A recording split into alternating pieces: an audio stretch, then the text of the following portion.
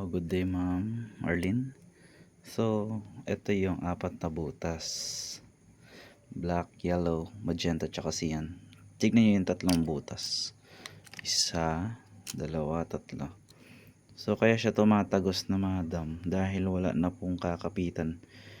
Kinalawang na po, naputol na po yung tornilyo dito sa tatlo. Isa, dalawa, tatlo. Sa gitna. Sa gitna, sa dulo. Ayan. So ito po yung tatlo nino. Ito yung nagsisil dyan. Yan tatlo. Isa, dalawa, tatlo. Ako'y nahirapan po maghanap ng kapalit ng ano nito. Wala po akong mahanapan. Kaya ako'y natagalan madam. So iyan nyo po yung tornilyo. Tignan nyo. Total ano na siya. Oh, kinain na po ng kalawang yan. Yan tatlo na yan.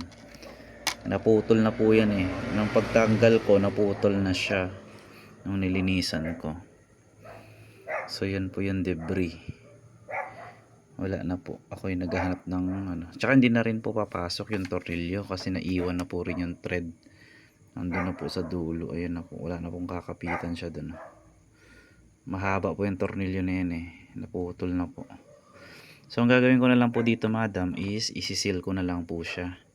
Didikitan ko po ito. O yung rubber nya. Ganito. So yan ma'am. So lalagyan ko na lang ng seal po yan na rubber din. Tapos lalagyan ko rin to ng seal na rubber. Ididikit ko po siya. Parang ganito. Iipitin po siya ng ganito. Dalawa kasi ang ano niyan eh. Pati dito po may seal din sa taas. Yan. May seal din po siya dito sa taas. Yan. Kailangan siya nakaganyan. Dikit na dikit. So medyo matagal po ang labanan nito. Ipitan po ito. Yan. Yan na lang po gagawin ko. Wala na yung tornilyo yung tatlo. Yung lock na yun, ididikit ko na lang din po yan. Yan. Sige po, madam.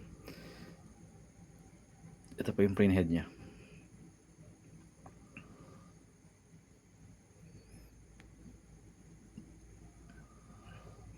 I-assemble ko na lang ito, ma'am. Thank you po.